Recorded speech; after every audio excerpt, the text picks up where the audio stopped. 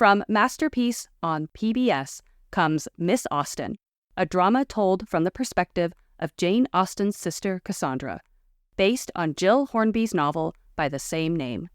Filled with mystery, this sisterly tale follows Cassandra as she notoriously burns Jane's letters. The series releases in the U.S. on May 4th at 9 p.m., 8 Central, and features stars like Keeley Hawes, Patsy Ferran, and Rose Leslie.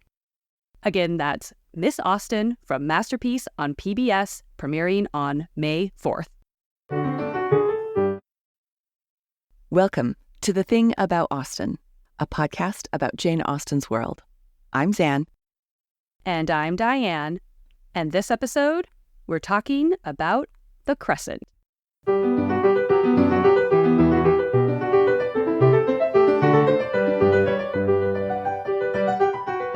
This episode takes us to Bath.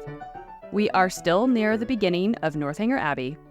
Catherine has met Henry Tilney when the man suddenly disappears. Not at all suspicious or concerning or alarming at all. Obviously, Catherine has her eyes wide open and makes sure to look for him everywhere she goes. I mean, she is scoping out the town. Her eyes are peeled. Mm-hmm. She's feeling extra confident of spying him one Sunday because the weather is particularly fine. And so, of course, everyone must be out and about.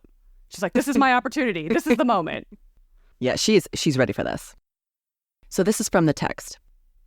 As soon as divine service was over, the Thorpes and Allens eagerly joined each other.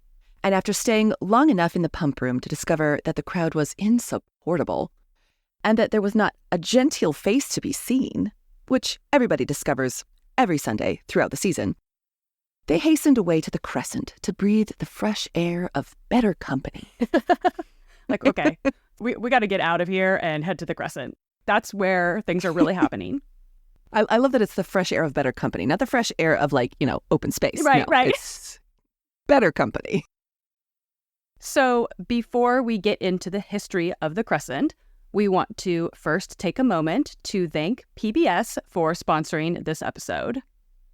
And to tell you about Miss Austen, which is premiering on Masterpiece on PBS in the U.S. on Sunday, May 4th at 9 p.m., 8 Central. There are so many exciting things coming out this year in celebration of Jane Austen's 250th birthday. You may have heard about it. I don't know, like... It's kind of a thing. It's kind of a thing. And this new series is another great way to add some Austen to your life.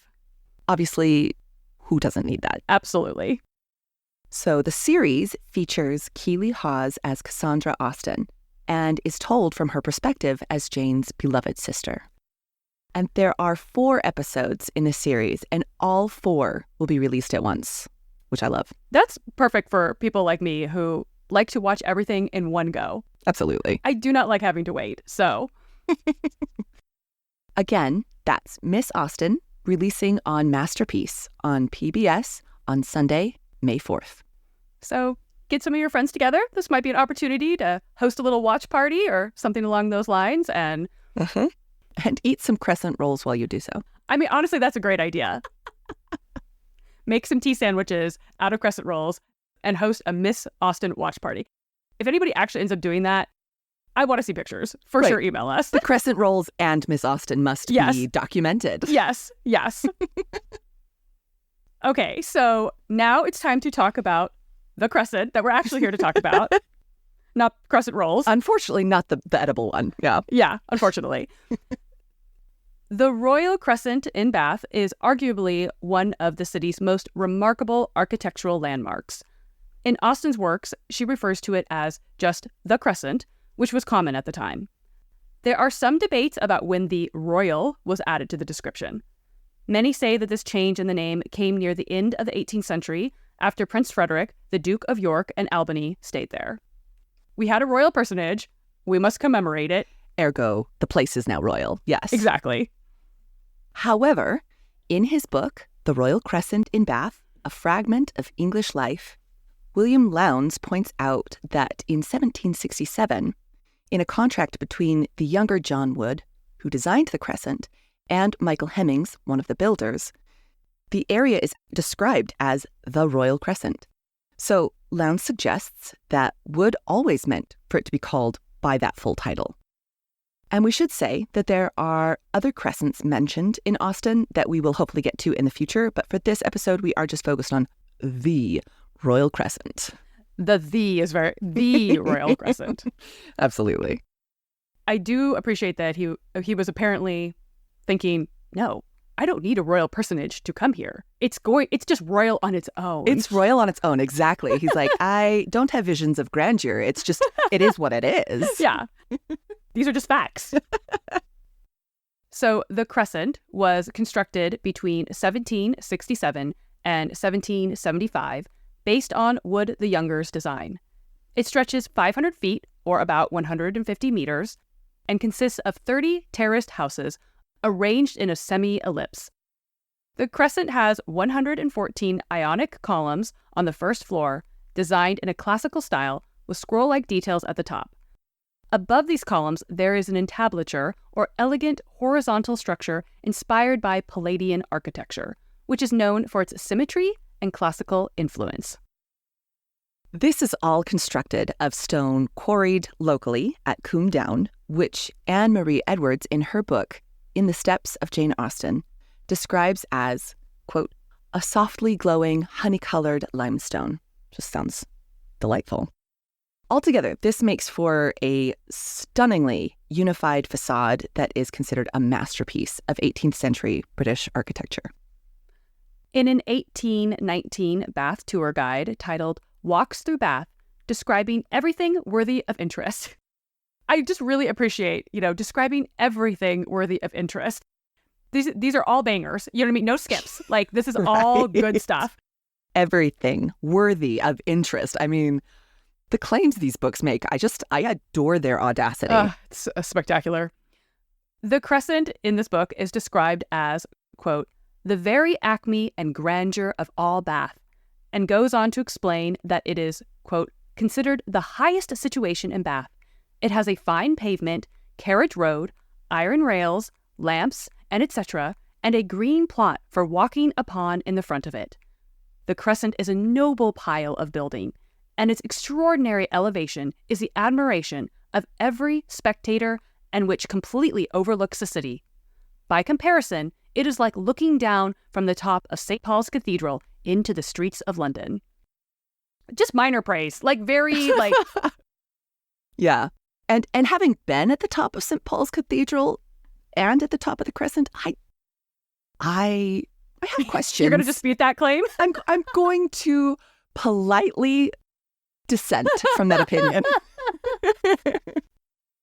So the idea for the Crescent seems to have been born out of a combination of both John Wood the Elder and the Younger's concepts.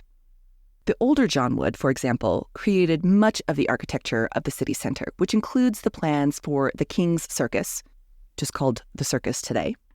And this is a ring of large townhouses forming a circle with 3 entrances, and initially, quote, surrounded a paved center with a reservoir in the center, as John Haddon describes in his book titled Bath.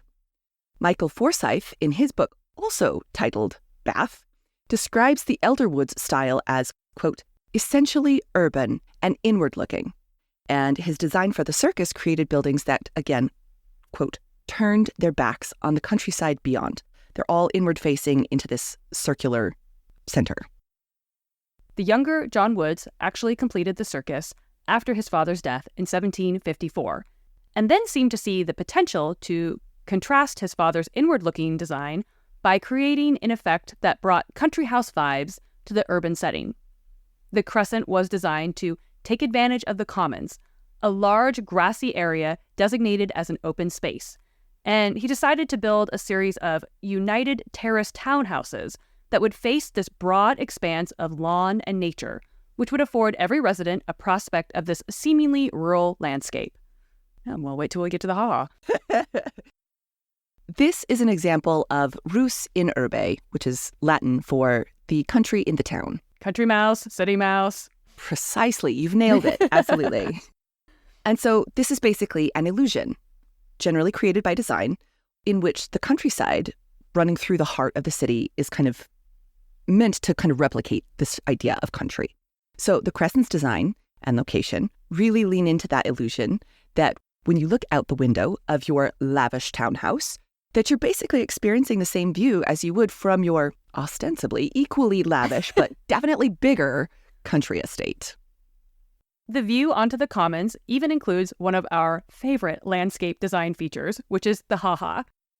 Ha-ha! The sound you make when you fall into this dangerous pit. Correct. The ha-ha separates the upper and lower lawns and is another landscape illusion.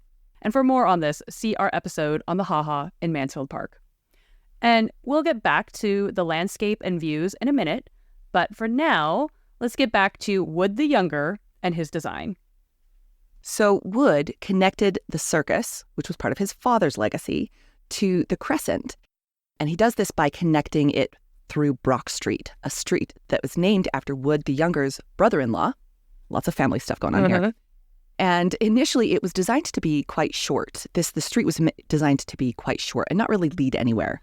However, Wood the Younger decides that he's going to extend that and make that the connection between the Crescent and the circus. And so when you're walking on Brock Street from the circus, the reveal that you get is really quite stunning. According to Lowndes, this was deliberate on Woods' part. He intended for people to take, quote, a gentle stroll from the circus along a dignified but unremarkable street, and then the breathtaking view of his Palladian masterpiece would explode before their eyes. It was a masterly conception, and it is as valid today as it was more than 200 years ago. So now let's talk a bit about some of the technical aspects of building the Crescent. Wood acquired the land for the project at a rate of £200 per annum, and then, according to Lowndes, quote, disposed of individual plots to builders at a quarterly rental. So, several different builders and contractors worked on the Crescent over the years. And as we mentioned earlier, this was part of a series of 30 different townhouses. That meant that each original builder purchased a part of the Crescent's facade and then the space behind it. Then each builder would negotiate a contract with a purchaser who then would design and build their home according to their own tastes and needs. So while the front looked like one continuous single facade, the interiors were all different. That facade, however, was the whole point of the structure. In fact, the contracts for the Crescent required that builders and contractors would make the front of the building according to Wood's uniform exterior plans. And according to Lowndes, quote, in every contract, Wood insisted that when each house was finished, its builder undertook to cleanse and tone down the stonework on the outside, to the end no crack may appear, and the whole building may be of one color. This is like proto-HOA or CCNRs kind of a situation. Totally. Yeah. This is perhaps what leads to Maggie Lane's description of the Crescent as part of the truly impressive 18th century design overhaul of Bath in her book, Jane Austen's England. She writes, it's planned, mathematically precise streets of uniform houses designed to look not so much like a row of individual dwellings as the single, imposing front of a great mansion were an innovation. Furthermore, these architectural feats were, quote, a manifestation in stone of all the 18th century stood for. The circus and the Crescent were invented to delight the eye and demonstrate the superiority of the age of reason. And yet, as we've mentioned, what seems like a clearly uniform design on the front isn't necessarily the same in the back. When you look at the buildings from the back, the illusion of uniformity unravels pretty quickly. Gone is the perfectly balanced Palladian vision, replaced instead by a series of slightly mismatched roof lines, uneven windows, and unexpected architectural choices. It's not an eyesore, but it's definitely not uniform. As Lane describes it, quote, the Georgians appeared to care nothing for the backs of their houses, which in Bath shows an astonishing want of proportion and pattern in the fenestrations, so perfect in the front. You know, like it's, they are not the same. They just don't match. Mm-hmm. For additional context, Lowndes actually includes part of the contracts for number 7 on the Crescent where Wood initially contracts with Hemmings, the builder we mentioned earlier in the episode. And then Hemmings created a design for a Mrs. Elizabeth Tyndall, a widow, who pays £1,700 for Hemmings to meet all of her building requirements.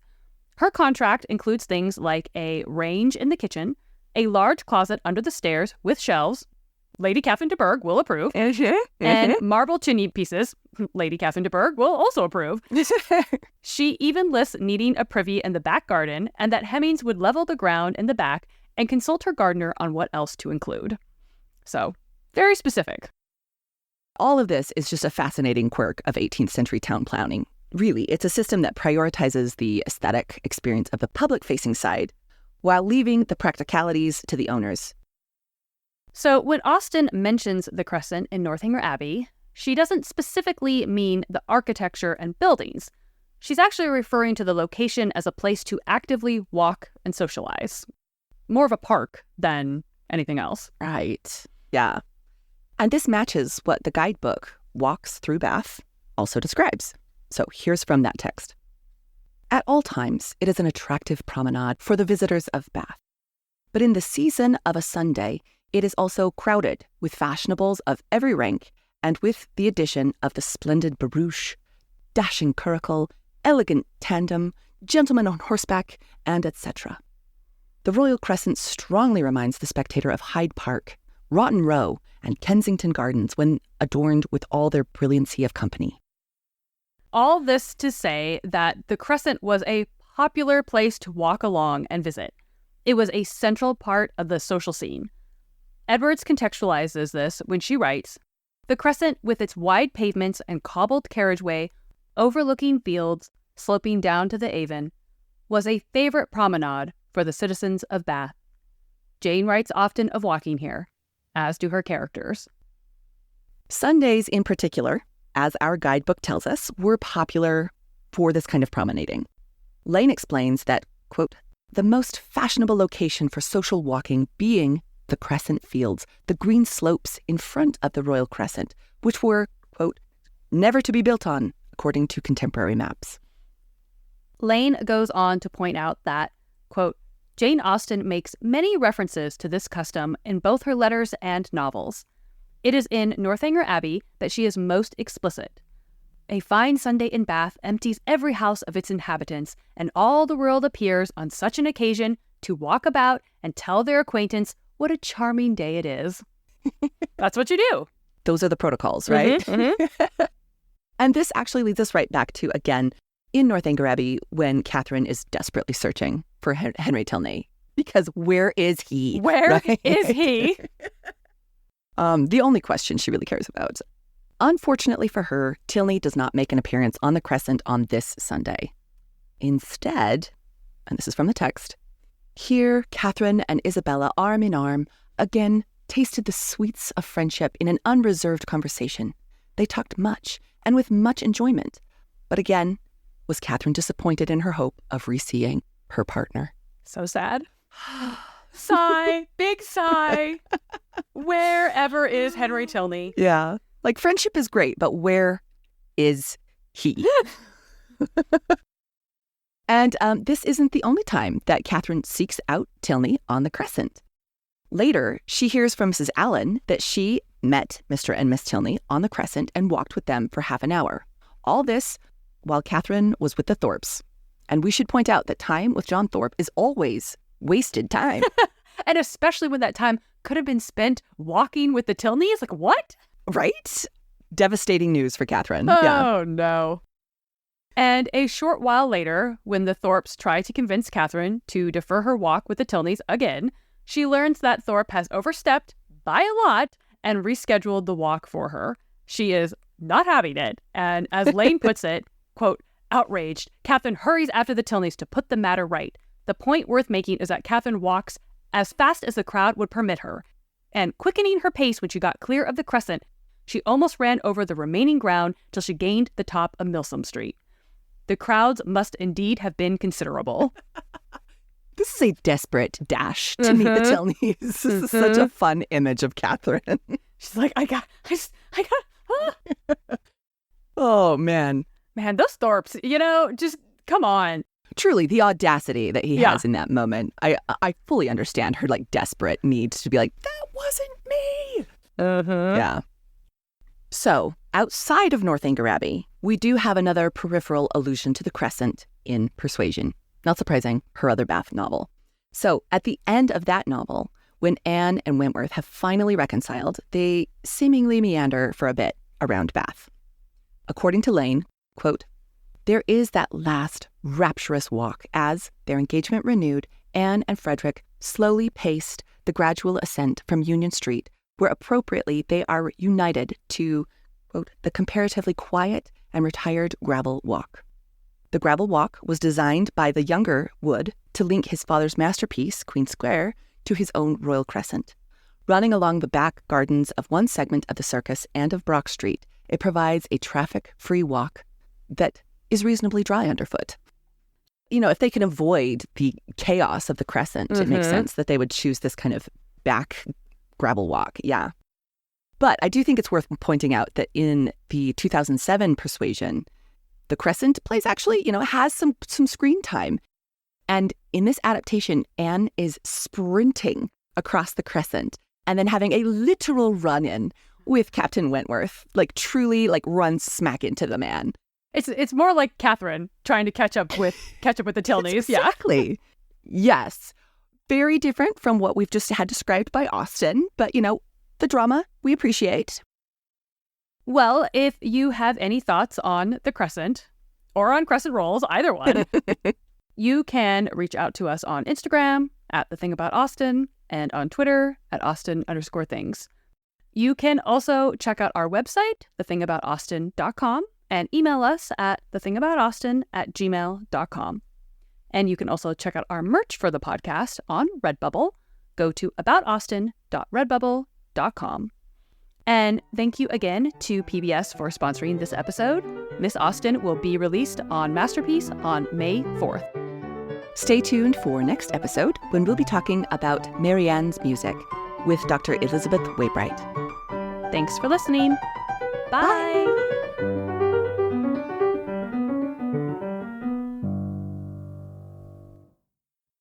Keely Hawes stars as Cassandra Austen in Miss Austen, a 4-part series from Masterpiece on PBS. Sisterhood and family sacrifices come to life in this new drama about Jane Austen. Told from the perspective of Cassandra, Jane's sister and confidant, this story is based on the internationally best-selling novel by Jill Hornby. The series premieres in the U.S. on May 4th at 9 p.m., 8 Central.